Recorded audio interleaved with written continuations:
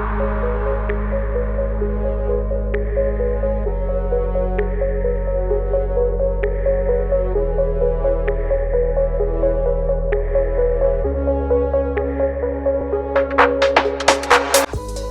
this episode, we sit down with Dave Lewis, an international angler, a renowned saltwater journalist, and a long-term Shimano Salt Water Consultant. Hit the like button, leave a comment, and remember to subscribe to the podcast. Let's dive in.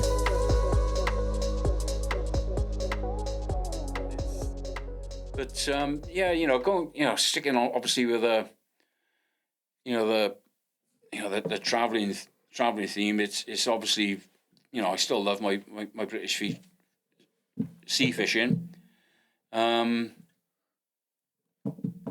Recreationally, I don't do a lot of sea fishing in the UK now, but I love. What do you do in the UK? Salmon and trout. I love my bass. My bass fishing is pretty much, it would be, one of the bass beaches, one of, rock marks. I enjoy that, but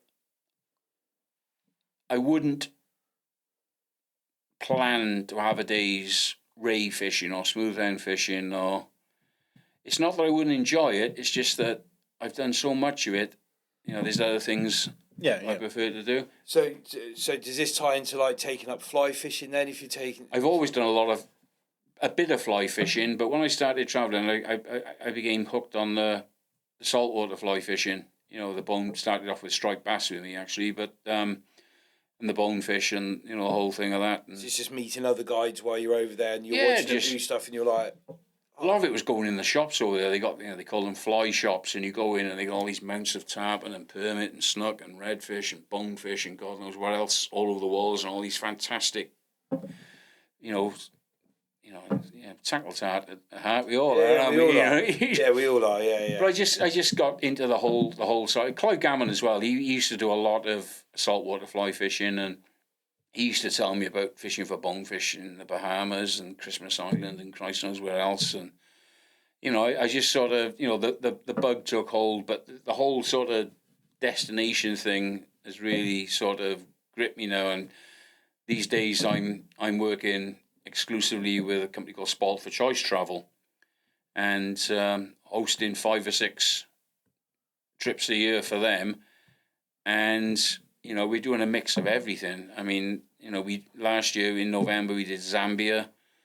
This is all fly. No. Right, okay. No. We do some fly fishing trips, but the Zambia that was tiger fish, and we do a lot in Central America for popping and jigging.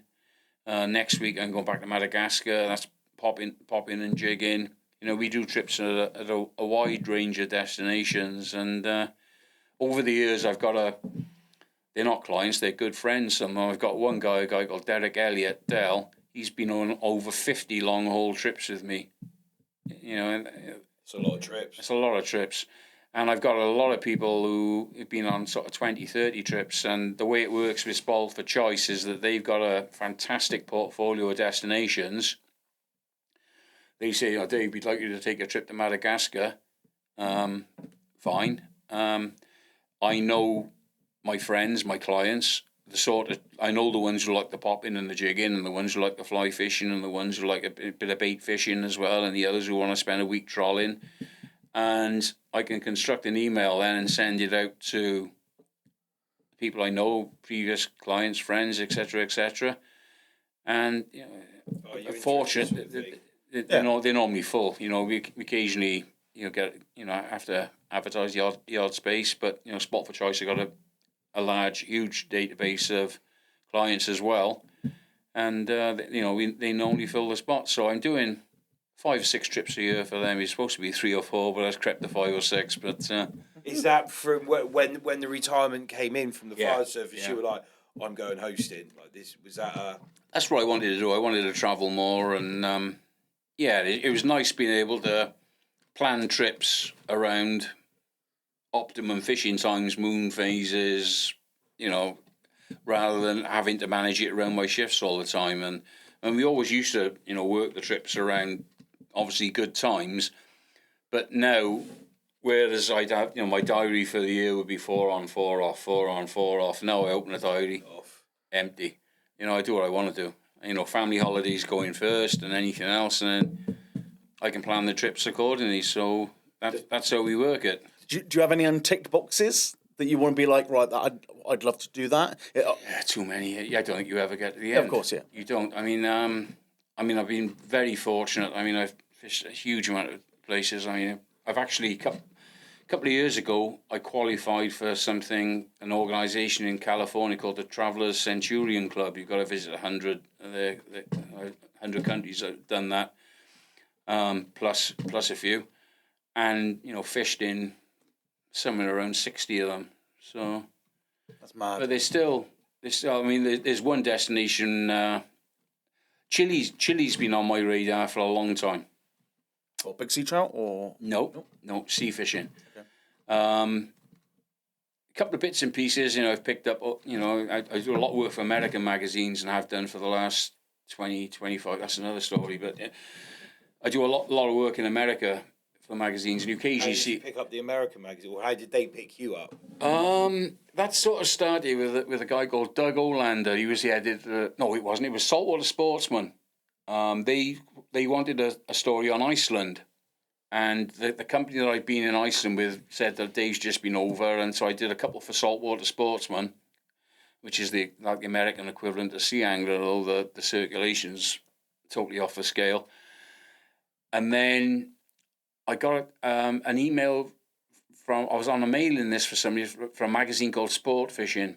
The editor was a guy called Doug Olander, and he used to send out newsletters and to possible. We're looking in. Next month we got a couple of months' time we got a feature on tarpon fishing. Who's anyone got any really good action shots at tarpon? Because the way they do their magazines is very different to the UK market. Most UK or European publications, all of the pictures supporting that article will have been taken by the guy who's written that article, or one of his mates.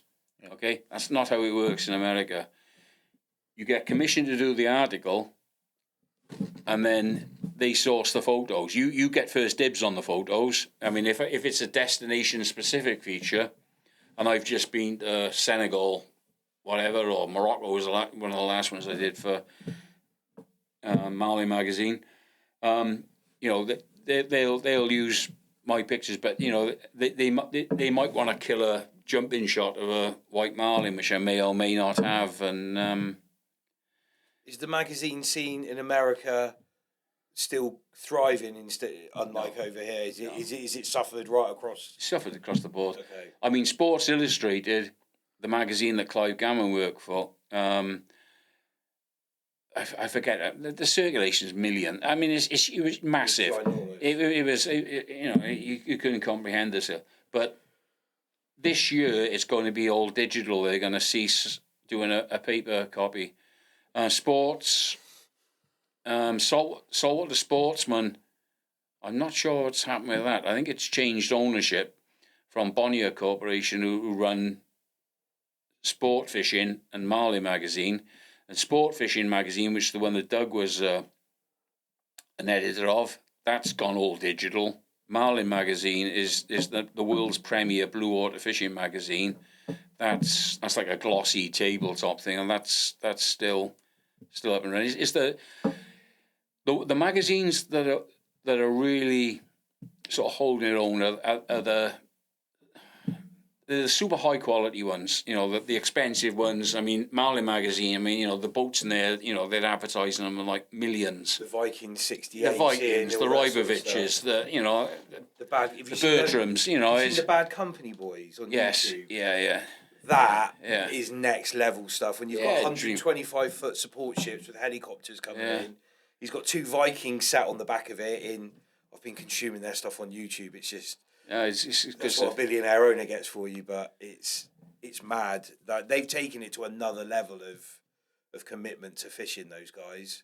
Yeah, it's I mean, the Americans have been doing that sort of setup for for a long time. I mean, you're talking people with incredible wealth, and they can afford to, buy these incredible fishing machines and then run them. They got full-time captains, they've got full-time crews, and they got full-time catering staff and everything.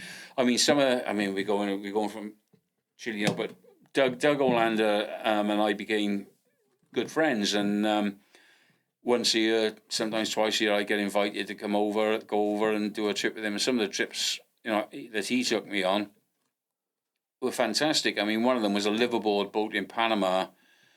I shudder to think what it would cost to go on it, but it's on the scale of what you're talking about. It's flying to Panama City night. We stayed in Trump Tower in a suite. Each, and then the following day was a private aircraft out to Las Perlas Islands, where at the time there was no lodge. There is a lodge there now, and it's a very good lodge. The mothership was just wow. I mean, it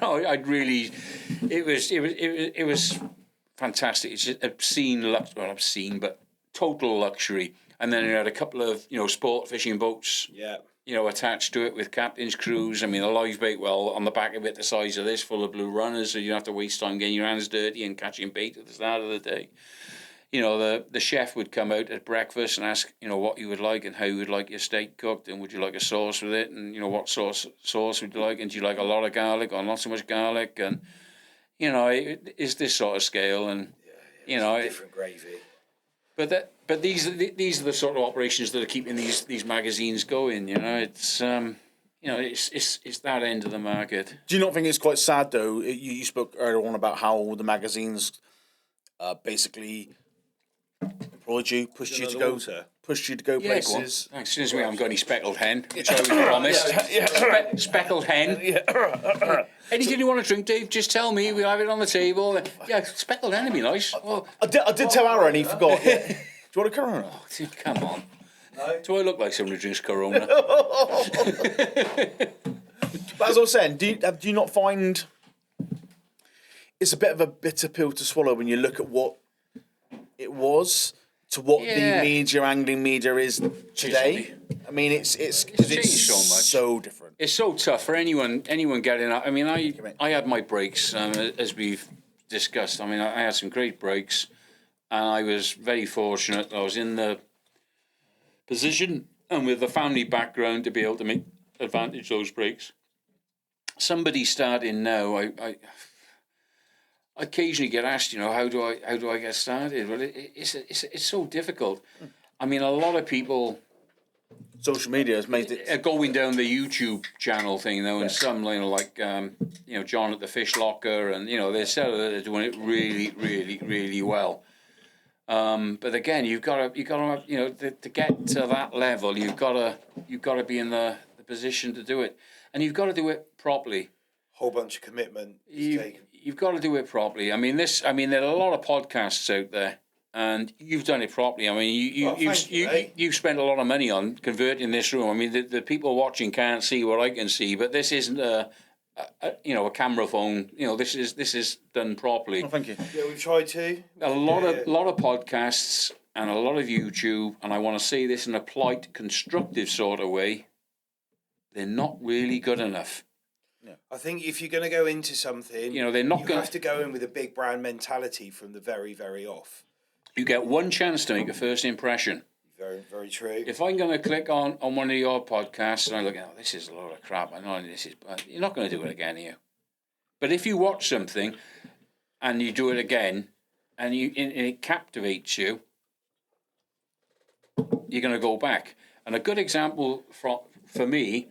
Before we go back to Chile, because we'll go back. I want to go back to Chile because I'm excited. We've got all the time in the world, don't you worry. I'm excited about Chile, but there's a guy in America called Andy Mill. He's probably the greatest tournament tarpon fisherman ever. He's won the Gold Cup 5 times. He's won the Hawley. He's won all the big tournaments in the Keys. He used to be married to Chris Evert. He was an Olympic downhill skier, big guy in America.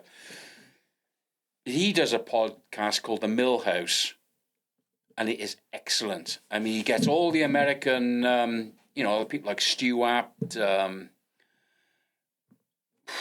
it's gone blank, Jose Wahiba, Mark Sosin, Lefty Craig. I mean, all these massive names, Chico Fernandez, all the very best guides, Steve Huff, all these people, they do podcasts with him. I'm sure I saw an episode or watched parts of it with Patrick Sabille where they talked about bits. These guys. The Millhouse, yeah. Is that it? Yeah, it looks I've got my eyes on. But I mean, my morning routine now. I mean, he's done well over 100 episodes, and most of them are an hour and a half, and they're done so well, and there are such a vast array of characters. I mean, you got Huey Lewis there. It's just all sorts of people. The one I watched this morning was a Bohemian bonefish guide, named something Samuel. But he was instrumental in, a lot of the early bonefish fishing in Bimini in the Bahamas in the early days. He was friends with Martin Luther King, and he was with him 2 days before, the tragic events, and he did a lot for, it was just a fascinating story. I mean, the Bimini Fishing Club is like, a big thing in the Bahamas. But tragically, for a long time, up as recently as the 50s and the 60s, locals couldn't go in there and be served. People of colour, and it's obviously it's wrong anywhere, but especially when it's your island, And he spent 41 days. He went there every day and just sat for his lunch hour, because he used to do a trip in the morning and a trip in the afternoon, and for 41 days he went and sat at the bar for his lunch hour and nobody served him. And then he picked up word that there were a load of dignitaries coming in from Nassau to visit the club and do whatever dignitaries do when they're spending taxpayers' money. But he said, you got all these local mates, he said, right, this is happening tonight. If they don't serve us tonight, up until now it had been an absolutely peaceful protest. He just sat at the bar, nobody would serve him. And then when he learned that these dignitaries were coming, he got all his mates, all the local guides, right, we're going in tonight, and if they will serve us, and they did. They all went in en masse, and it was obviously it was hanging in the air that if it's going to kick off. Well, no, I wouldn't say kick off, but it might go to the next level up from a peaceful protest. But from that day on, they had the right to go, and quite rightly so. Do you consume a lot of podcasts? Is that when you'll go to things? No, it's not. I mean, it's very out of character for me. I mean, the Andy Mill one I'm very interested in, because a lot of the areas he fishes, a lot of the guides and the celebrities and the whole thing, the areas the podcasts are based, I'm interested in. I fish with, I know some of the people. I know met quite a few of them over the years. I mean, the one I watched yesterday was based on in Catalina Island off the coast of California, where they got the tuna club, the Avalon Tuna Club, and Zane Grey used to fish there. John Wayne used to fish. To be a member, it's the oldest fishing club, saltwater fishing club in the world. It was founded in 1890 something, 1898, 1899, and to be a member, you've got to be invited. You've got to be proposed by someone. And then you basically have an interview, and then you're like an associate member, and then you've got to qualify. And then to qualify, you've got to catch, I think it's like £100 yellowfin tuna on a £30 line, or a strike marlin of such and such. You had to qualify, and then but to show your worth. Yeah, but it's like a big, it's obviously a bit of a snob club thing, but it was interesting to this guy was in his 80s, and. It's just interesting, because I'm interested in all that fishery. There was they were talking a lot about the swordfish that they get over there, and they see them finning on the surface, and they put a bait in front of them, and one time out of 100 the fish will take the bait, and it's interesting. Have you read about what we had over here with the Tunny Club out of Scarborough? Mm-hmm. So I've got the book on that. Yeah, I've got the the limited edition. Yeah, the collector's item now. Oh, that. Yeah. It was like a £200 book. Yeah, it's worth every penny. Yeah. the information it's the same sort of thing you were reading. You were mentioning about that. We had all the celebrities and like the English gentlemen and stuff coming up to Scarborough. They were getting rowed out with getting dragged out by the herring fleet, and they'd have like 2 young lads in a rowing boat, matey boy with a hardy rod and reel, and they'd be free lining dead herring off the back of the nets to catch the tuna. It's a super interesting read. I've got a thing on the website about the Tunny Club. I want to do something with it, but it's I read a lot, and I like the old stories, and I want to get my hands on one of those rod and reels, but it's just. I've had my hands on one. I did a feature on a guy called Sam Harris. He used to be a journalist up in the northeast. He died last year. I went fishing out Tynemouth with him back in the 90s, and he turned up with this rod just to show me, and the reel was this big, Hardy's Ain Grey, and the rod, and the crazy whole money. You just can't thousands. You just can't get hold of them. Yeah, thousands. They don't even come up. Before they even come up, they're already whisked off into a private collection. I would like one in here, but it's just I can't get my hands on it. But there's time. There's always time. So back to Chile.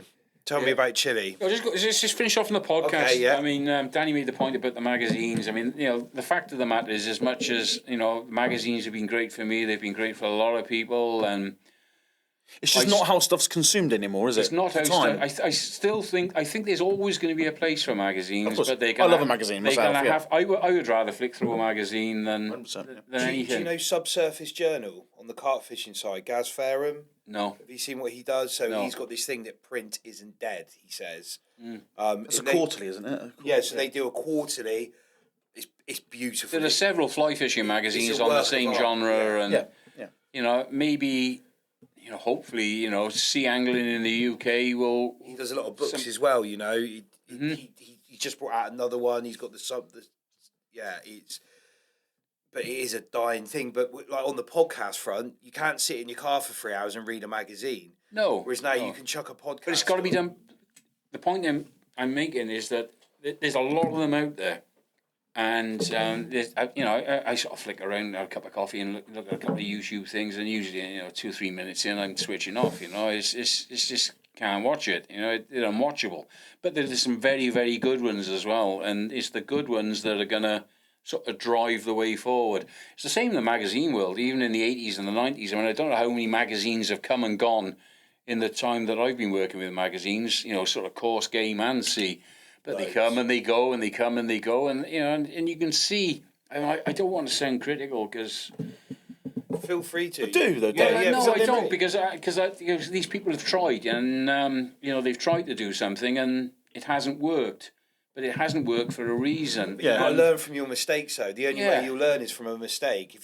Everyone's got to start somewhere. When me and Aaron did this, we said at the very beginning, we've just got to start and we've got to put something out. It's got to be done properly. But we were very conscious about what we were going to put out. Yeah. I know this was as good as I could find with Danny, but it was like I phoned Danny up to do the interview. I wanted to interview him to start with.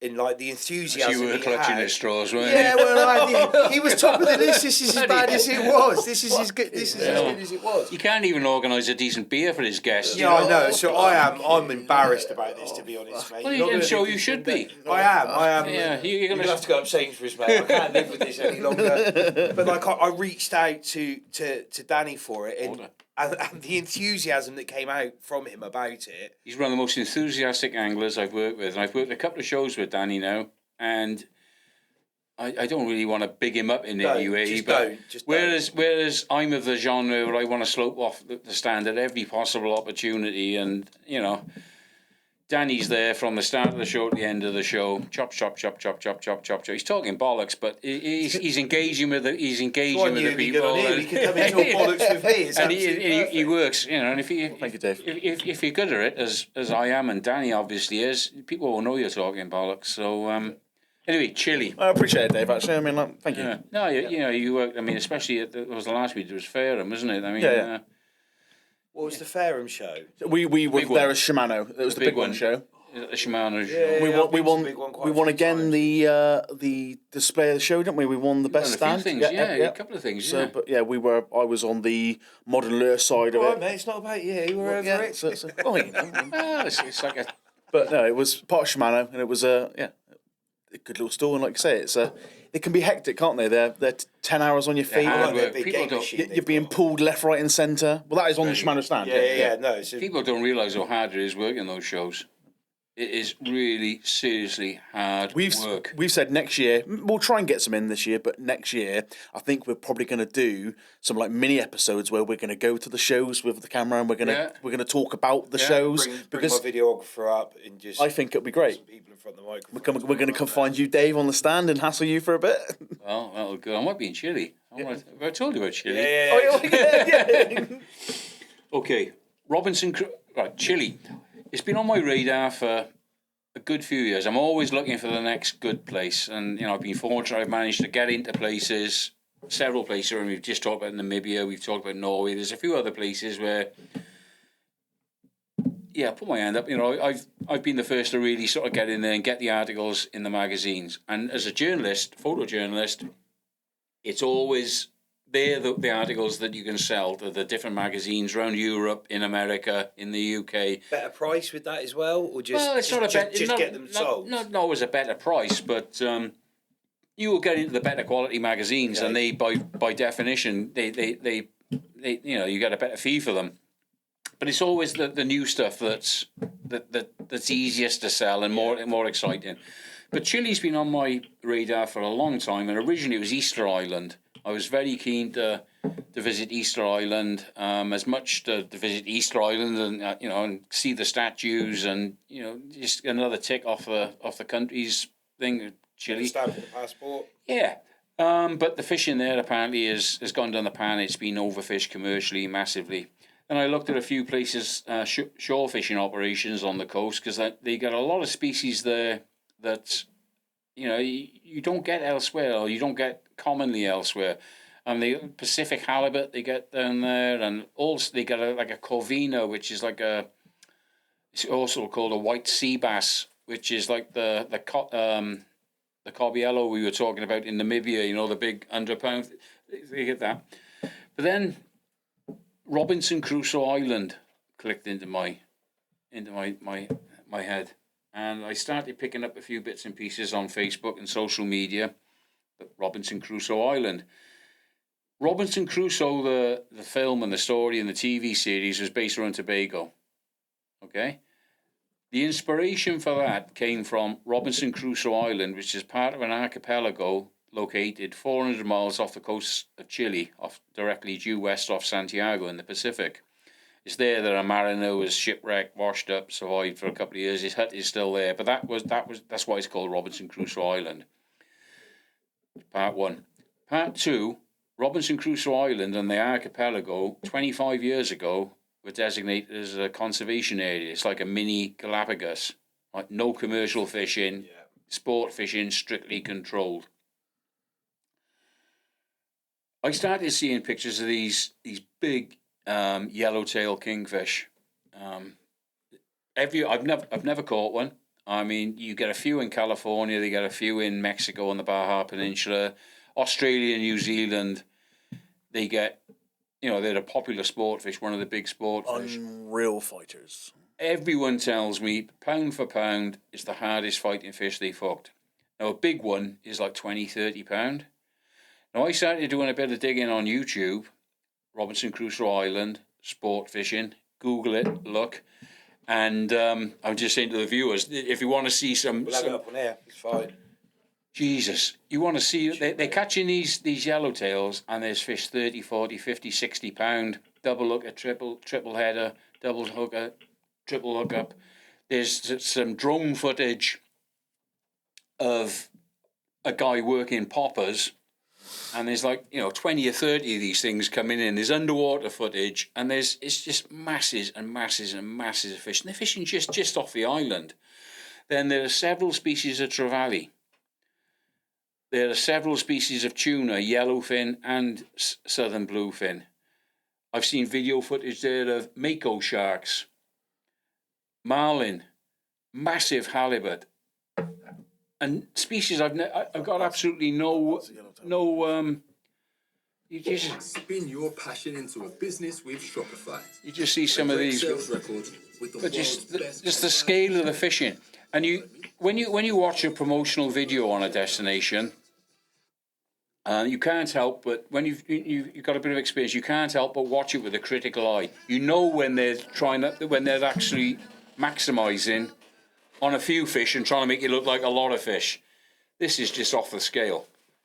Just watch some of this, and some of the fish they're catching, and it's just fish after fish after fish after fish. Yeah, let's see. But anyway. Working with Jason Heeman and Christine at Spoil for Choice Travel, we contacted these guys, and I'm hosting the first trip there the end of January next year, and I haven't been this excited about visiting a new destination for yellowtail kingfish. I've not been this excited about fishing a new destination for a long time. Quite light for them, don't they? Yeah, they're super powerful rods. I mean, they're like the slow pitch jigging rods, and. But there's a picture. There's one. Are you hosting, or are you just going fishing for you on this one? I'm hosting. I'm taking. I'll be doing a bit of fishing as well. I mean, how many guys are you taking out? It's me plus. I think it's a total group of 9. The way it works on the hosted trips is that I fish when I can fish. I'll always get a chance to fish every day, and some days I'll get to fish all day. Some days I won't get to fish. Look at the size of that thing. I mean, how big's that? I mean, that's well over 20-30 pounds, isn't it? I mean, that's a specimen size in areas where these are caught. It's just one after the other. Dave Morcott was saying about the amberjacks. Yeah. Those will pull them backwards. Mm-hmm. They'd piss all over them, and you saw what Dave got put through with those. Yeah. Those will literally. That's a southern bluefin tuna. Or is that a yellowfin or a big eye? I mean, there's so many different. I haven't seen this particular one. I want to watch this now. Stop. This is the problem. This is what happens when we do these. It all goes quiet because we just start watching fishing videos. Obviously, look at that! What a place to fish. For the listeners, I'm just going to explain what we're doing. We've actually got a YouTube video up where it's covering the island and some of the fishing scenarios, and we're just watching like a load of collages of various fishing trips. As kingfish, and these are some tuna. of the there's bigger ones of these as well. It's the fact it's all going back, which is amazing, isn't it? So for those guys, for this hosting trip that you're doing, how much have those guys paid? It's trip's full. We haven't finalised the final price yet. It's just agreed to go. Yeah. We know it's a top end trip. It's going to be 6,000 in that bracket. For how long? You're going to have 7 nights on Robinson. Well, it's an overnight British Airways flight to Santiago. Yeah, and it's the longest direct flight British Airways do. You have a night in Santiago, then it's a private plane out to Robinson Crusoe, which is $900 per person. So, you're in for like $2,000 already with flights. Yeah, at least, yeah.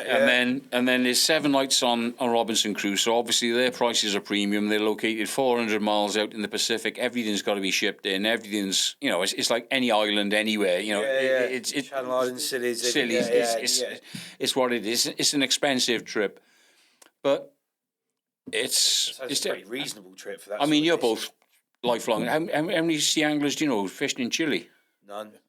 Me neither. And this again as a well-travelled angler, yeah. It's only the last last 6 months I've been aware of Robinson Crusoe, and the last couple of weeks that we've really sort of driven this project forward, and it's going to happen. It's happening. Well, like when you mention Chile, my first instinct was my only recollection was the salmon. Is the big sea trout anglers. Salmon trout and sea trout. Yeah. That's So is that trip full? Yeah. I'd be coming with you. Just sign me up now. I'll go. No, it's. When's the next one?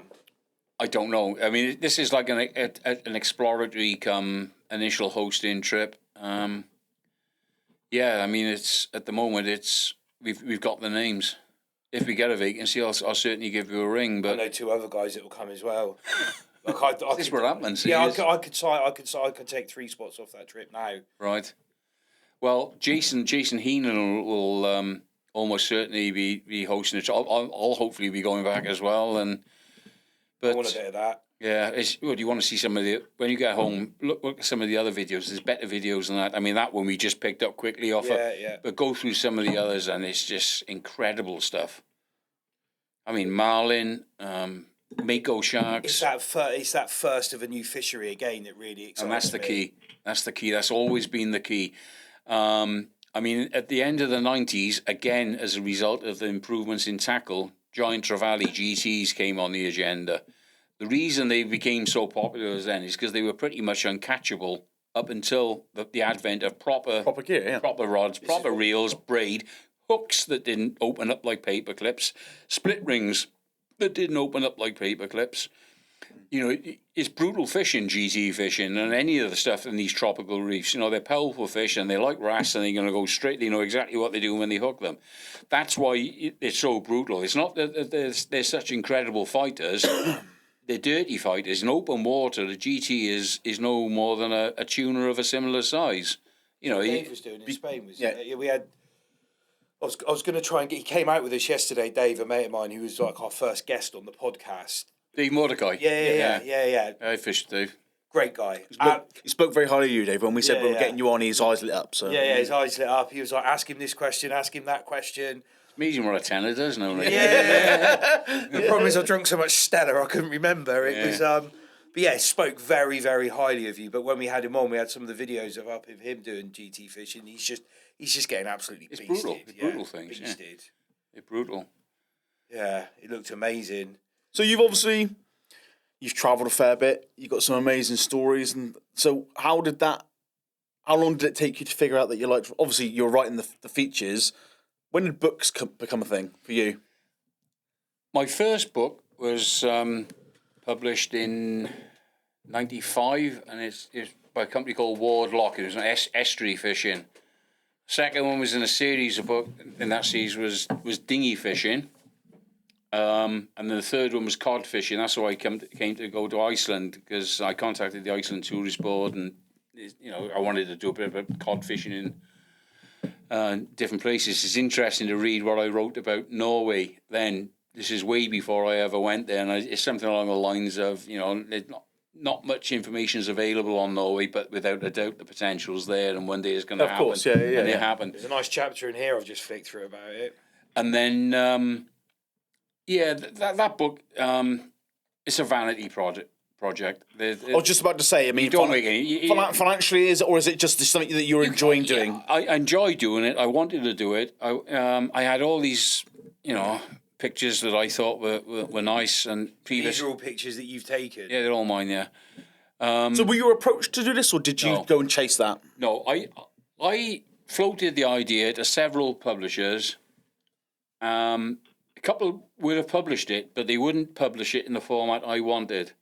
And I didn't want to do it unless it was in that format. A proper hardback. I wanted a proper hardback. I wanted a nice quality dust wrapper. I wanted quality paper. I wanted it to be right. You feel that as you're just flicking through it. The ones you've sent me, when I first read them, and I was like, actually, they are, when you feel them, they are quality. I could have had it done in softback and with less colour, but I didn't want to do that. So in the end, I was introduced to a guy called Martin Mumby, who owns a company called Y Valley Publishing. And basically, you work with Martin and you self-publish. Yeah. And he's a self-funded exercise. Yes, totally self-funded. And then you've got to, but each one of these is 350 limited edition, all individually signed and numbered. And it didn't take long to cover costs. I like that. That's a nice touch. It didn't take long to cover costs. So I covered my costs. So what's happening? Just going to show it to the camera now. So once your costs are covered, that's it. You've broken even. But there's the hours that go into that. I bet. You can't begin to equate it to even the most basic magazine. You're not going to make money on it.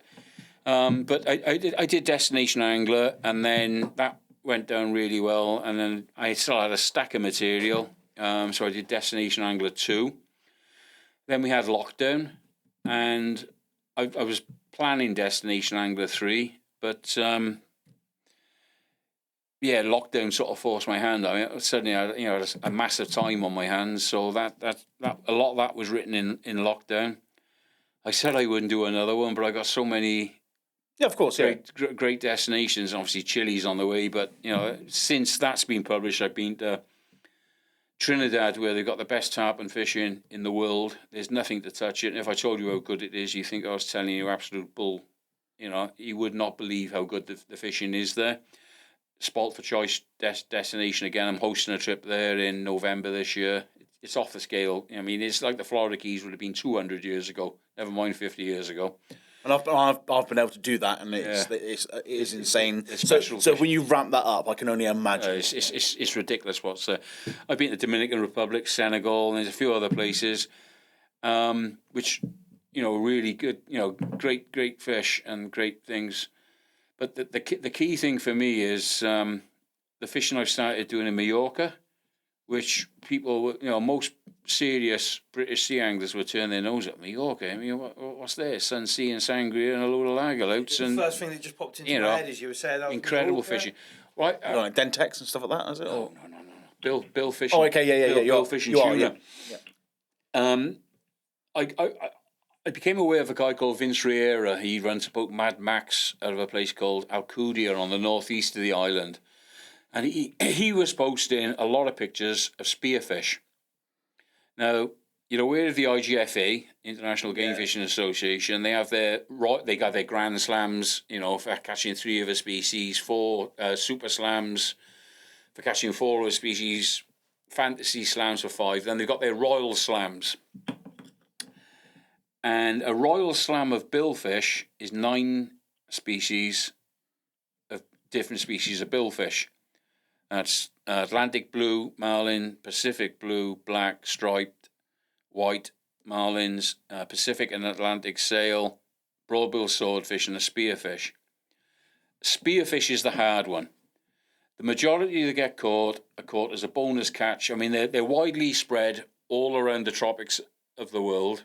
There are a couple of species. In the Indo-Pacific region, you've got a short-billed spearfish. In the Atlantic, you've got the long-billed spearfish with a couple of subspecies, which is a round scale, and a Mediterranean spearfish. Now, I wanted to catch a royal slam of billfish from day one in Kenya. They had a picture on the wall, and I'd love to do that. But the spearfish is the hard one. You've either got to be very lucky and catch one when you're fishing elsewhere. Well, I've fished in a lot of places where they catch one, and I'd never seen one. Or you go to Hawaii where they get the shorebill spearfish, and you've got a good chance to catch one there. But obviously, again, Hawaii is like a major undertaking. American charter boats, you're talking a couple of grand a day, and there's still no guarantee you're going to get one. Then I hooked up with Vince Riera, and he actually said the words, "You want a spearfish, you come to Mallorca, I will catch you one." Now, this is in lockdown. The first time that lockdown eased would have been 21. Was it 21 lockdown? Anyway, as soon as lockdown eased and Spain opened its borders, I was there. This is where the Lucky Lewis thing comes into the equation. I went fishing with Vince, day one, steamed to the area that had been producing spearfish, put a spread of lures out, boat's mine, and I'm working as well. I'm hoping to get a feature for this for several magazines. So the lures out, we start fishing. I'm sat down, rod on the left side, starboard side, but the left as you're looking back. I jumped up. I thought, what was that? Jumped, I thought it was just sort of started to trip nerves. I thought it was the lure just pulling through a swell or something, but it was pretty flat. So I kept my eye on this rod, and then tip over. Is this like these resin head lures with the... they're small things, this sort of size. I mean, spearfish are like 10, 20, 30, 40 pounds as an average. But there was a little lure on the end. It's like a little sailfish, a little wahoo lure, dorado lure, that sort of thing. Rod over, line screaming, fish jumping. 10 minutes later, I'm holding my spearfish. That's where the Lucky Lewis thing kicked in. Vince and I became very good friends. I went back a few times. We did some night fishing for swordfish. Most of his business is bluefin tuna fishing. He does a lot of that, and they get a lot of very big fish. They're catching them there right now. They get all the Dentex you mentioned. He also gets a lot of amberjacks, big amberjacks, 100-pound plus amberjack. I mean, the fishing off there, you would not believe what is available 2 hours from Bristol Airport. Of course, yeah. Dave's just come back from one of the islands down. Ventura, isn't it? No, he's just come back from La Gomera. Yeah, La Gomera. Yeah, which is one of the Canaries. We're going to go out there in April, me and a couple of other people. But talking with Vince, I mean, there's so many spearfish there. I mean, he's been the number one captain with the Billfish Foundation for the last 5-6 years, tagging long-bill spearfish, the Atlantic species. And it'd be great if we could catch these on fly. It's Mediterranean spearfish had never, ever, ever been caught on fly before. There's a few been caught around the world, but again, it's always when people are fishing for marlin or they're fishing for sailfish. All of a sudden, it's a spearfish. That's how they caught, with the exception again of Hawaii. So we had he said, "Come on, let's give this a go." So we went, and we had 2 days to do this in between his charters, because this is how I tend to do it with Vince. Is I get a phone call, right? I've got a break you available. We can do it now, rather than planning, months in advance when you don't know what the weather's going to be. Sometimes the best session, isn't it? Just go. Just go. So he came in. He said, "Right, the spearfish are here. The weather's good." I got over there. The first day we had 8 shots. Fish coming up, and the first couple weren't really aggressive. The way you fish for billfish with a fly, you fly fish. People say it's not proper fly fishing. I can show you it is. You troll hookless teasers and baits. Okay, billfish comes up, starts whacking the baits. It's very much a team thing. The rod's there, ready to go. You're not do any casting until the fish comes up. Everything, the line's stripped out. You know exactly how much line stripped out. You know exactly where you want the fish. As soon as the fish is raised, the crewman grabs the rod that the fish is interested in. Remember, there's no hooks. Yeah. Lets the fish have a little taste of the bait, because you're trolling is a bait and they can taste it, and then pull it out the mouth, wind 10 yards, get it closer to the boat. Fish comes in, is getting really aggressive now, has another taste, pull it out of its mouth again. At the same time, the skipper is slowly reducing the revs, so the boat's slowing down. And then when the fish is perhaps 30 feet behind the boat, in the predetermined area where we've decided that's where we want the fish, I'm now in the port quarter of the boat, which is the right-hand corner. The crewman teasing is in the opposite corner. Shout, "Now," when I'm ready. At that point, the boat goes to neutral, which has got to be an IGFA legal catch. The crewman rips the teaser out of the water, and I've got to put the fly alongside where that bait was. And then all of a sudden, this thing looks at it. I'm going to have that. Well, the problem we had on the first day I fished, and I said we raised 6. I was 6 or 7 on the first. 6 or 7. The first fish, they were just too happy. They weren't aggressive enough. They were just tap, tap. You could just tell by their body language that they were tap, tap, and you cast the fly out, and they swim around and look at it, and, they weren't really interested. Then I had one come in that was obviously a lot more aggressive, whacked the fly with its bill, did a circle, and then with an absolute display of incredible skill that I can't believe, just as the fish was going to come back and inhale this thing, I pulled. I was getting when the fish circled. I thought it was swimming away, and I was getting ready to recast and put the fly in front of it again. But what was happening? He was circling to come back, and I got to the point of the cast where I couldn't stop myself, and I pulled the fly straight out of the fish's mouth. And then I thought, hang on a minute. This is the way. This has got to be done. So the following day, we decided, all right, this is how this is going to work. And the first couple of fish came up again, nothing really hot, nothing really aggressive, sort of taking the fly. Then I had another fish come up, and this you could see this was going to eat something. It wanted something.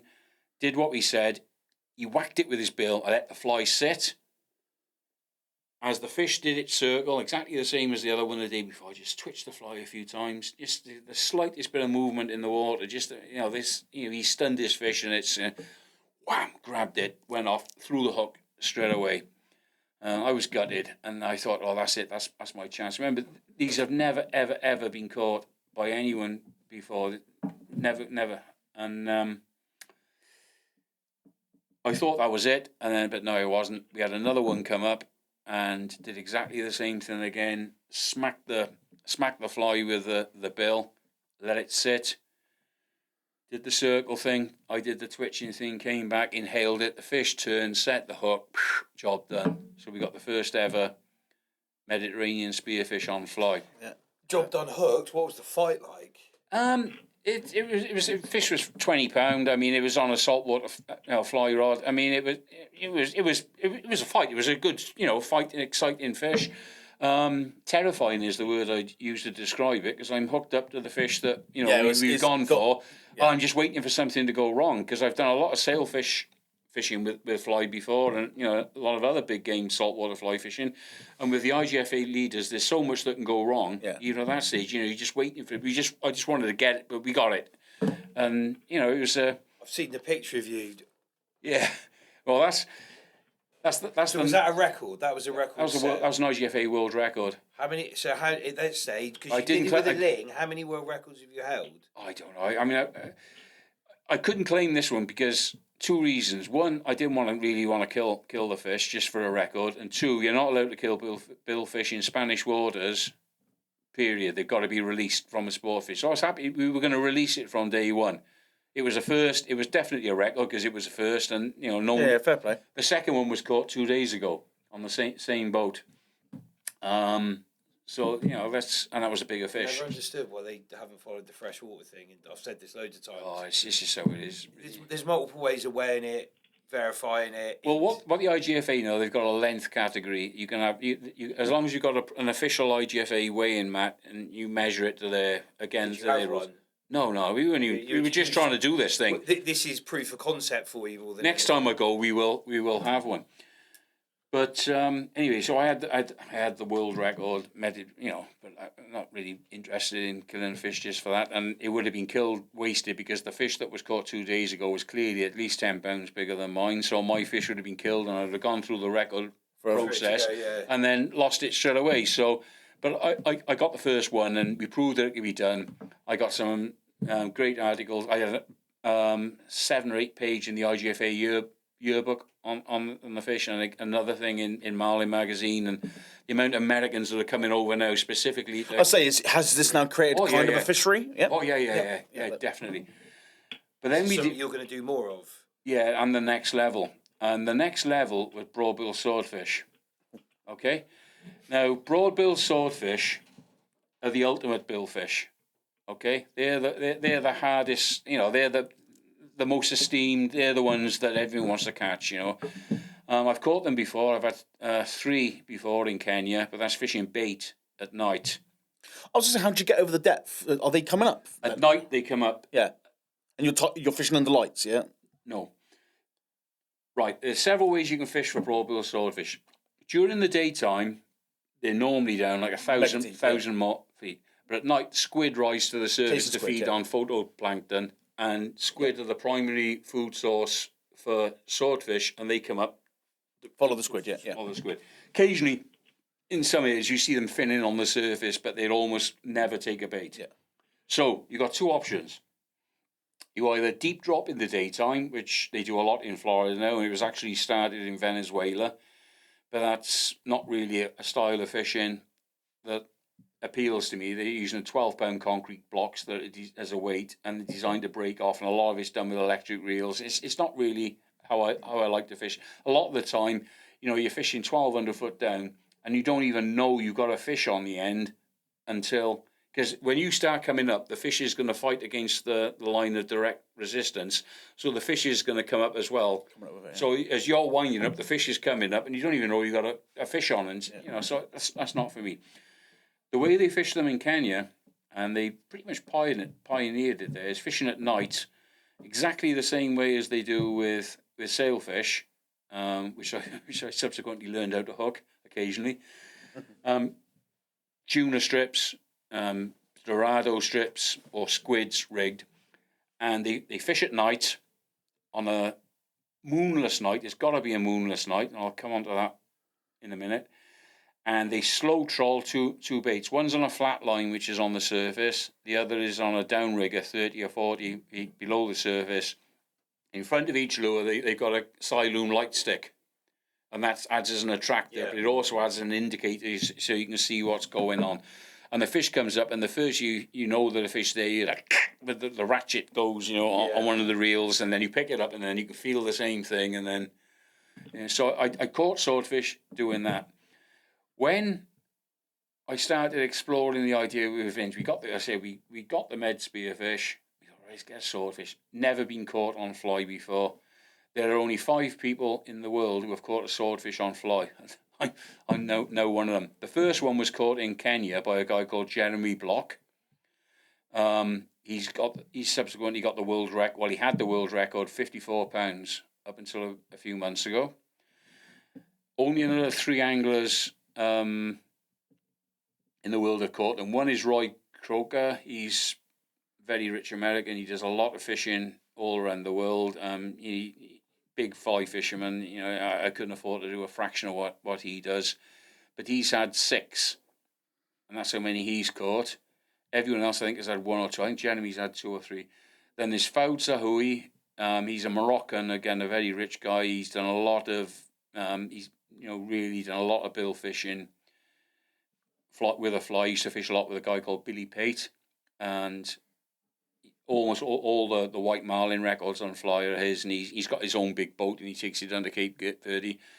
And the other guy is a guy called Martin Arostagui. He's a very rich surgeon or something from America, and these are the only people who've caught one of these things on fly at night. So this fireman from the Welsh Valleys or from Newport is going to have a go. Vince was totally confident that we could do it. All right. In January this year, he gave me a phone call. He said, "Dave, this is on a Monday." He said, "Get your ass over here now. Everything's right. It's a full moon, which is the opposite of what I said earlier. Conditions are absolutely perfect. You know, we got a great chance." And I'd already, because I'd been over there with him night fishing before, and we've caught swordfish on. Well, I have. His clients have caught swordfish, and I've been on the boat as a journalist. And I said to him before, I said, "Well, why? In Kenya they won't. Any moon at all. Forget it." He said, "There's a big difference. In the Med there are no sharks. In the Indian Ocean, on the North Kenya banks where they fish, is crawling with white tips, oceanic white tips, and that's the big difference. The swordfish will only feed actively in the higher surface layers on the blackest nights when that's when they're not part of the food chain. When they're not part of the food chain." So he said, "No, trust me." He said, "My information's from longliners. Their best results are on the surface at night on a moonlit night."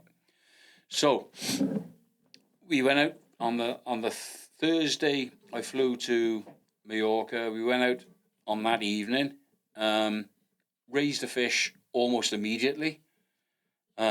Just go back to Alison, my wife. Again, this is how supportive she is. I almost didn't go. I said, "It's such a bloody long shot, Alison." I said, "Over there, everything's shut down on the island. I mean, it's this or nothing." And she said, Go.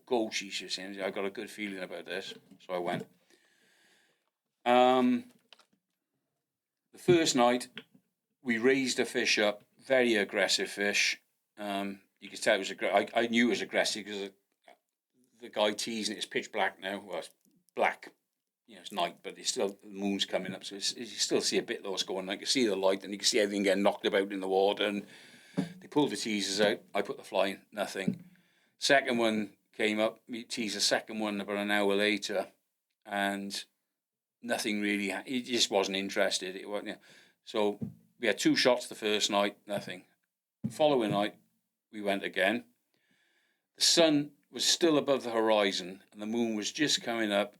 And we'd been fishing for about 10, 15 minutes. The bait's out, whack, something's happening. We thought, God, surely it's not a swordfish already. I mean, it's still light. You probably could have read a newspaper. It was still, at that time, it gets dark quickly the further south you go, but it was still pretty light. And Oliver grabbed that's the crewman. He grabbed I think, it feels like a sword, it's something whacking it. So he started working it towards the boat. And then, by now, it's still light enough. I can see the fin of the fish up on the surface. It is a sword, and it's an aggressive one. The bill going frantic, smacking the hell out of this hookless teaser. Got the boat, the fish to within casting range. Shouted now. Boat went to neutral. Oliver pulled the teaser out. I cast the fly in, and I could see the thing just turn off where the teaser was and just sort of come towards the fly. And I felt boom, on the end of the rod, and that's what I was waiting for, because they hit it with their bill. I just wait. What do I do? Do I strip? And the heavy and just went tight, and I set the hook, and hour and 5 minutes, got the fish. We estimated it 25, 30 kilos, which it was. At the time, the world record, the all tackle fly record was 54 on 10 kilo. So, and it was above that. So 60, 70 pounds? No, 25 kilos, 55. Right, okay. 30 is 66. But it was the high 50s, low 60s. It was over 54 pound. No doubt about it. Yeah. And that was on IGFA 20? That was an IGFA 20. I mean, the fight off this thing, you asked about the fight of the spearfish. I mean... different gravy. Swordfish are incredible, power-wise. They've got the power of a tuna, but, they fight like a billfish, like a marlin. I mean, as soon as I hook this fish, it's like 10 feet. Clear of the water. You can see, Jesus, it's a big one, Because a lot of the swords that Vince catches in Madeira are smaller than that. It's a good size one. And the first run was just off the scale. Then he did another run and he went deep. And that's what they do. They go back deep. Then you've got to try and lift them up. But anyway, What weight fly rod is it then? 12. On 12 weights, yeah? Loomis 12 weight. G Loomis 12 weight. What reel? T-ball. How much line have you got on there? It's probably 500 yards of back in a 100-foot fly line. Oh, he wasn't going to spool me. Right, okay. He wasn't going to spool me. But then they're down and deep. Whereas most billfish fight on or very near the surface. This was like a tuna. It was down, and they do this pinwheeling thing. Well, it wasn't pinwheeling. It was just swimming. And I'm bent over, and I'm in this thing now. I'm just pulling as much as I think I can pull. I've got a fly rod, which is not really a lifting machine, a 9-foot rod. It's hooped to the max. So I'm at the back of the boat trying to... It's not hooped, because when the rod's hooped, you're not actually putting pressure on the fish. You fight them from the butt. So you have to open the transom door, and I stood at the back then with the rod out, so I can use the actual butt of the rod to put as much pressure on this thing as I could. And full length grip or 2 grip on the fly rod? No. A lot of 12 weights have got a 4 grip. There's not on this one. No. I prefer that. I think it's... Yeah, but the problem with the I've been told this. The problem with a 4 grip is people can use it to put too much pressure on the fish. Yeah. You can grab it. Too much of a lever. Yeah. Yeah, you can overdo it. But it just went on and on and on, and I started gaining line, and then the fly line, the end of the fly line was back on the reel, and then it was coming, and then the fish is on the surface, and panic. We got it. I mean, Olive was out on a swim platform on the outside of the boat, grabbed the bill, and that's it. First ever European. Oh, fucking well done, mate. Broadbill swordfish on fly, and I'm surprised you didn't hear me screaming. Yeah, that's amazing, man. That's absolutely amazing. Is that the pinnacle of what you've done, would you say? Yes, without a doubt. Never in my wildest, craziest, maddest moments of anything did I think I'd ever catch a swordfish on fly. I mean, I've had the 1,000-pound plus blue marlin. I've caught all the other billfish species. I've had the 100-pound GTs. I mean, I've had a lot of very, very nice fish, a lot of special fish. But this is top of the chain. Well done, mate. Top of the chain. I mean, there's only 5 people in the world who've ever caught one on fly. Well done, mate. That's amazing. It's just and they're like, it's an unbelievable achievement. When you're talking niche of niche. Yeah, you can keep going niches for the next hour. I don't think there's a word that I don't think niche does it justice, does it? No, it was just absolutely, totally and utterly off every scale. Do you think you can cap it though? Do you think you can one up it? Is there something else within those wildest dreams? Well, we're gonna get another one. I mean, again, as a publicity event for Vince, I mean, it's massive. I mean, it's a lot of his business. There's Americans coming over, people who want to catch royal slams, broadbill swordfish. 2 hours from, you can go. If you wanted to catch, a British angler wanted to catch a broadbill swordfish, where can you do it? Okay, you can go to Kenya. Excellent chance you'll get one out on the North Kenya banks, but being realistic, it's going to cost you $4,000 for a week over there and a couple of days fishing. Or you can go to Florida Keys, fish with a friend of mine, Nicky Stanzik, he owns Bud and Mary's Marina. He charges about $3,000 a day. What a place! What a place! Yeah. $3,000 a day. $3,000 a day, and do it there, or you can fly 2 hours from Bristol to Palm or any other regional airport in the UK. Cheap, reasonably priced flight, 2 hours to Palma, 40-minute from drive there to Alcudia, and Vince charges in the region of €1,600 a day, which is about £1,000 a day, and that's what you're paying for a lot of UK charter boats now. Yeah, you are. And you've got an excellent chance. He charges a bit more for swordfish because they're longer trips and he's at night. But you've got an excellent chance to catch one on regular gear. What's the charter business called? Mad Max. It's Mallorca sport fishing. Mallorca. If you Google Mallorca, Alcudia, big game fishing, or Alcudia, Mallorca. It's Mallorca. What's his company called? My head's gone blank. You'll find him. Vince Riera. The boat is Mad Max. It's out of Alcudia. He's all over the internet. You'll find articles I've written for Marlin Magazine, the IGFA, and numerous other publications. Awesome, it's all there. You'll find him. How did you first meet him? How did I first? There was an article in Sea Angler, tuna fishing with him, but I was friends with him on Facebook, and then it was the spearfish thing that got me interested. It was the fact that he was catching a lot of these spearfish, and he'd been catching these spearfish all his life. He didn't realise there was any value to them. In Mallorca, they're not a food fish, so they're not interested. So he didn't realise what he had on his doorstep, literally. He had this amazing world-class fishery for the most elusive of the billfish. It's easier to catch a... That's not him. Oh, is it not? It's easier to catch a... Catching a broadbill is pretty straightforward on conventional tackle, on conventional equipment. You do it properly, you've got a good chance of catching one. And it's the same in Mallorca. But the spearfish, apart from Hawaii... I mean, they get them in the Canaries, they get them in Madeira, they get them in the Azores, Mauritius. But you could fish a year and not see one, or you could go one day and catch one. I mean, I know people who've caught them. They've been marlin fishing in Mauritius or Cape Verde or somewhere, and then a spearfish has come up and taken a lure, and that's how the majority of them get caught. It's impossible to target. Crazy. Unless you go to Hawaii. Yeah. Now at this time of the year, or fisheries. Just to give you an idea,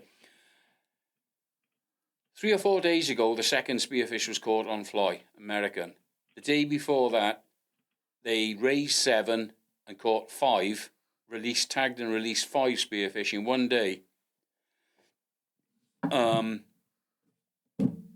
It's unheard of. And that is as close to on our doorstep as we're going to get as well. Conventional tackle. I mean, these are not big fish. I mean, they're not going to be strapped in a chair and line screaming about. Well, it's a good sports fish though. It's a great sport fish, but it's just a unique fish to catch. It's a special fish.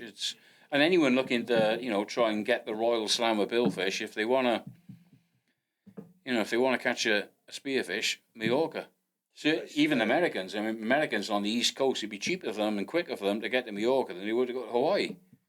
Hawaii's a ridiculous price to do anything out there. It's an island, it's everything's... You're going to be... I don't know how much you're going to be, but there's no guarantees you're going to get one. I mean, that's where they get good numbers of short-bill spearfish.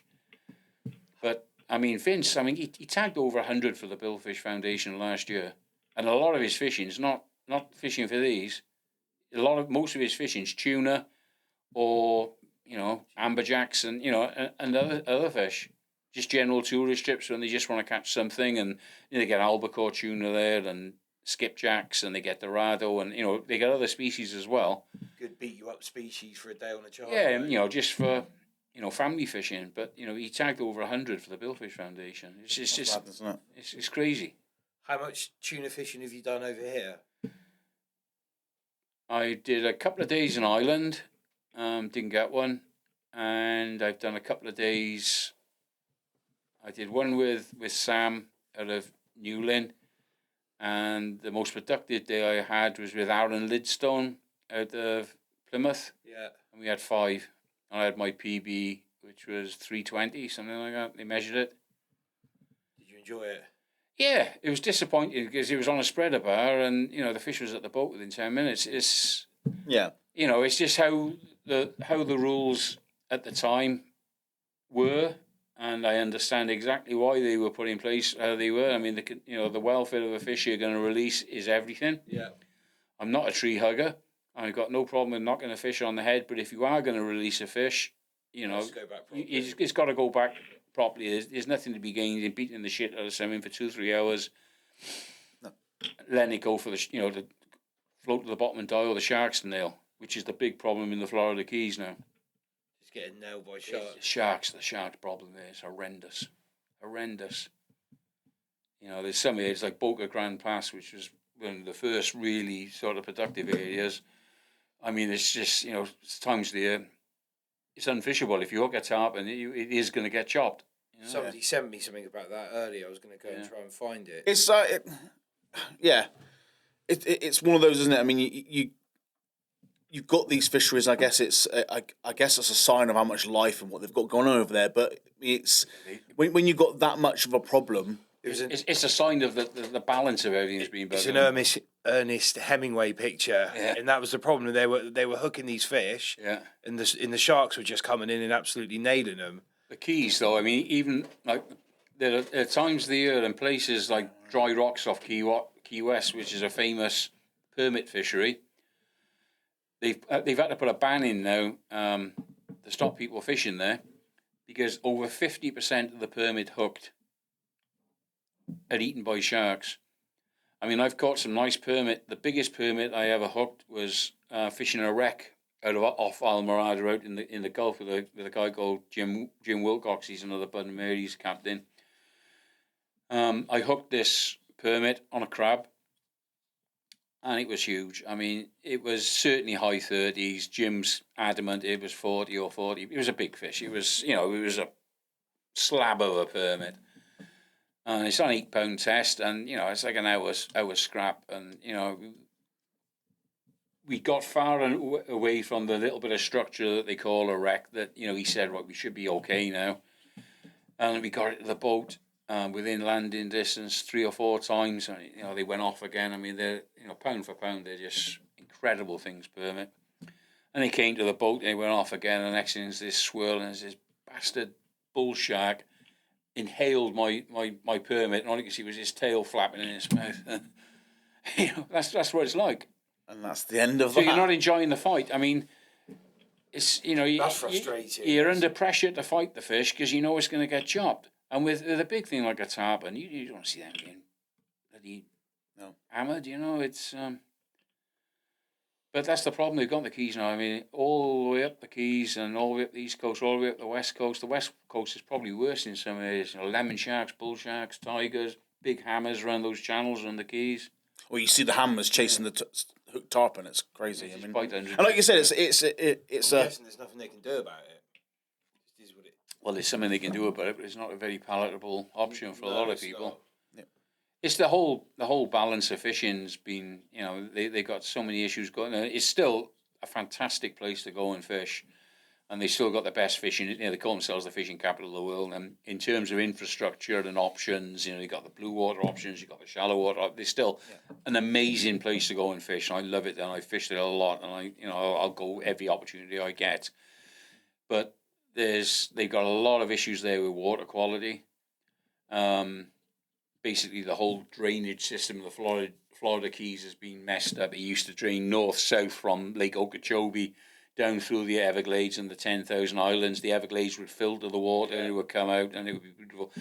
But then they had to start controlling it for the sugar industry that's based around central Florida. And then they had to have these massive releases of water east and west, forced east and west, out through the Caloosahatchee River on the west coast, which goes out into Charlotte Harbour, and then Boca Grande, or the St. Lucie River that goes out. It's just north of Fort Lauderdale. And, the kill-offs, the algal bloom. First of all, it's toxic, the amount of whatever stuff that was going out there was killing fish and manatees and, horrific sights. But the long-term effect is that it's killing off the grass, the turtle grass, which everything lives on the turtle grass, and that's where the fish used to go. It's killing off the biosystem. I was watching one of Andy Mills' podcasts a couple of weeks ago, and there's a guy who's fishing out of the place called the Indian River Lagoon, Banana River Lagoon, which is by Cape Canaveral. I mean, that part of the coast is all part of the intercoastal waterway. When I fished there, was a fantastic redfish fishery, big redfish, lots of them, catching, trout, which they call trout, but they're actually a type of drum. It was a formality, but all gone. All the grass is gone and everything's gone. Such with a shame. Yeah, it's criminal what's happened. But they've got an organisation there now called Captains for Clean Water, and they're very, very active, and they're getting results. The main result is that the Army Corps of Engineers, who sort of did this water management thing that messed everything up, they're doing something to try and get it back to what it should north be doing. south. So the water comes from Okeechobee down through the 10,000 the Everglades, where it's filtered. So much land in America's in Florida has been developed. Land that shouldn't have been. Same as in this country. I mean, how many places do you see with flooding? Well, yeah, I mean, it's flooded. We've had a lot of rain, but the reason it's flooded there is because it's yeah, of course, it's obvious. It's a floodplain, Yeah. And the more concrete you put on the ground, that water's going to go somewhere. Yeah. The way I like to describe it, the blocks of oasis that flower arrangers use, like the spongy, hard, foamy stuff that you stick the flowers in.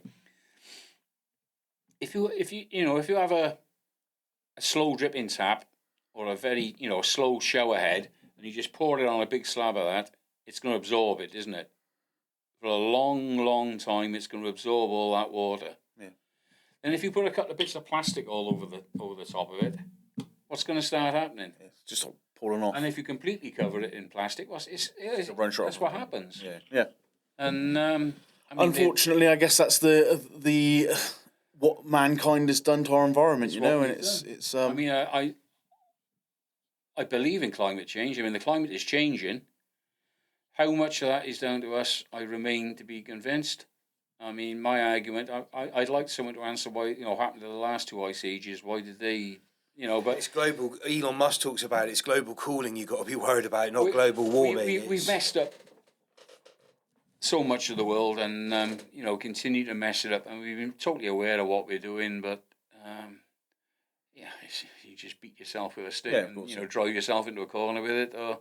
I mean, fucking hell, there's a whole podcast you could go into just in that, I think I've got through this one without swearing mostly, but I couldn't get through that one without swearing, and it wouldn't do my blood pressure any good either. Is it something that really bugs you? Oh, yeah.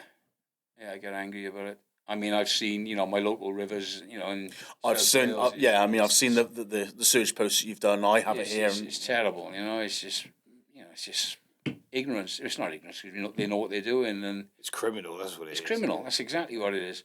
I mean, you got this big thing now with Thames Water and Southern Water. I mean, they've invested nothing in the infrastructure, and this is we've had a very wet winter, and they've had to release this water. But the reason they're releasing the water into our lakes and rivers and reservoirs and the sea is because they haven't invested the money. And they say, we haven't had the money to invest, but they've had billions to give away in share dividends and bonuses for their directors. Huge. The amount of money that. I'm not a businessman. The Southwest Water Lady. 5.1 million last year. I'm not a businessman, okay? But the way my brain works is, okay, you're running Welsh Water, you're running Thames Water, you're running Southern Water. Money comes in from us, taxpayers. Okay? There's your money. Job one, fix the infrastructure. When everything's working 100%, if there's any money left over, you get a bonus. Yeah. You get a bit of a dividend. But, they've spent nothing on it. Stripped the money out. They've stripped the money. They've all had the big, the obscene salaries to start with, and the bonuses, and the shareholders have all had big fat dividends. There was something on the news the other day. Is some French... Something to do with Southern... I'm not convinced... I'm pretty certain it's Southern Water. but they weren't able to do some work that had been scheduled because some French pension investment fund had withdrawn their money. Well, why has a French investment pension fund got any involvement in water in the UK? Because it's a government backed. It's a government. Money. It's a government backed entity. It's the environment should come first, second, third, fourth, fifth. These days we know what we've done. The environment should. And we have the capabilities to fix it. This is the thing. We know what we can do. We know what we're doing. In a 20-year span, this could be fixed, and we could be in a completely different. Yeah. Who knows? It winds me up. People are sat there. You go to these family dinners and all this sort of stuff, and people are arguing over Brexit, what's going on in Gaza, and all these sorts of things. Terrible things are happening. Yeah. But what's happening to our environment just goes to the bottom of everybody's list, and I can't understand why they're willing to spend. There was some figures that came out that blew my mind recently, how factual they are. But for the price of something like 5 Apache attack helicopters, they could stop. Was it deforestation in the Amazon? It was, but they're willing to send. It's all money. Yeah. They're quite happy to send that out into Iraq, into Afghanistan, that sort of money for that equipment. But here's another example. You asked me earlier how the drive down was. Okay. Yeah. It's May, almost June. Yeah. Late spring, early summer. Yeah. Okay. I drove from South Wales all the way down through Somerset, Devon, down to here, through a lot of beautiful countryside. Within my childhood, the windscreen of the car would have been covered in dead flies and insects and what have you. And if a lot of places around the world, that's what happens. Okay, it happens in France. We go on holiday in France, and you get covered in. I don't think a single fly at the windscreen. And that, I remember as a kid. Yeah. You can't get them off the number plate. When I was a kid, the summers, every house with a V apex would have a house mounting nest under it. We've got them in my dad's garage out in Stoke Gabriel. There'd be swallows. Right, there'd be swallows inside the garage, but again, and swifts, but you don't see them now. And the reason you don't see them is because the insects are gone. These are wing feeders. They feed on insects. And I get frustrated because you get all these people, they watch the David Attenborough programs. Oh, this is sad. This is terrible. And then the next week they go out and, sort of green fly are having a go at their roses. So they go to B&Q and they get a can of bloody chemicals and they spray, where do they think those chemicals are going to end up? Yeah. In the water. In the water courses. You might as well just go to a bridge and just pour it off a bridge, Save the, fast track it. Yeah. But that's what's happening. We're putting so much, algal blooms at sea, another example. We used to get May water, it used to last maybe a week, and the first bit of wind or the first set of spring tides, it'd be gone. It lasts for weeks now. Yeah. There's something going on up at Eastbourne, there's a lad called Jake, Muscle Fishing. Talking to him, and he was saying they've got a problem up there at the moment. It's just unfishable. Yeah, the May rot. Yeah, the May rot. Yeah, you can smell it. You can smell it. I was out off Weymouth a couple of years ago, and you were fishing a wreck. Get it in your braid. And he was on the braid. Yeah. He was like, "What's this?" He's like, "Well, it's this filth." Yeah. And it's the phosphates and the nitrates, and we're all responsible because every time you put your washing machine on, there's all this stuff that's in, the washing powder, it's all phosphates, nitrates, or whatever it's. And it all ends up in the watercourse. But then you're back to the water management companies who are not managing it. And, this stuff's going in there. But there we are. I guess that's one of the many battles that as anglers, I guess, we're going to see all the time. We're on the water in the times when people aren't seeing it. We're going to the places that people aren't necessarily openly seeing, general public. And people don't listen to us. The whole reason, sorry to speak, but the whole reason that this has become so topical in recent years is down to the pandemic, when everyone wanted to go swimming and they wanted to go, they couldn't go abroad on holiday. They wanted to go to the rivers. Oh, these rivers, there's a bloody tampon floating down the river. Oh, there's a used condom. Yeah. Anglers have been whining about this for years, for decades, and nobody's done a thing. But because it's a good thing that people are going out and doing it and seeing it and becoming aware of these problems. Hopefully, hopefully we can see some improvements. I think we're a long way off, but we're a long way off. The more eyes on the water. That's the problem. Yeah. It's. I don't want to sound like a pet. I am. When it comes to this sort of thing, I can't help but be pessimistic. In my lifetime, When I was growing up, the Welsh valleys, most of the rivers were black, totally polluted. All the mines and the steelworks and everything, all the industry associated with them, totally polluted the rivers. Whereas you come outside the valleys into Monmouthshire or Carmarthenshire, and you have the Towie and the Teivi and the River Usk and the River Wye near where I am. Beautiful rivers, pristine, full of fish, full of life. But it's completely reversed now. The industrial rivers are full of trout. They got fantastic runs of salmon and sea trout in the Taff and the Rumney and Grayling, are thriving in these rivers. These are rivers that were fishless when I was a kid. But the Usk and the Wye, the Wye is in an appalling state. Yeah. Because of mass chicken farming. I forget how many mass poultry farms there are, but these things are producing millions and millions of birds, and millions of birds produce tons and tons of bird shit. Yeah. What do we do with the bird shit? Oh, we put it on the land, fertilise. Oh, great. This sounds sustainable. Then you get runoff and it's in the water. Then you got runoff and it ends up in the water. So it's not a case of we've got a couple of local poultry farms, add a bit of fertiliser. There's tons and tons and tons of the stuff, and the Wye now runs green. And it's sad. Very sad. We've only got a little bit of land on this island, and it should be looked after a hell of a lot better. But, that's a whole nother thing. Right, guys. Well, I think we've covered pretty much everything. There's only so much of this I can drink. Yeah, and the Indian's going to shut soon. We need to go and get some beer inside us. It's 8:45. Yeah, we've been yabbering. How long have we been going for? 3 hours. Is that too long? No, mate. No. I could listen for another 3. Yeah. We're going to carry this on in the boozer in a minute. Don't worry. Come on in.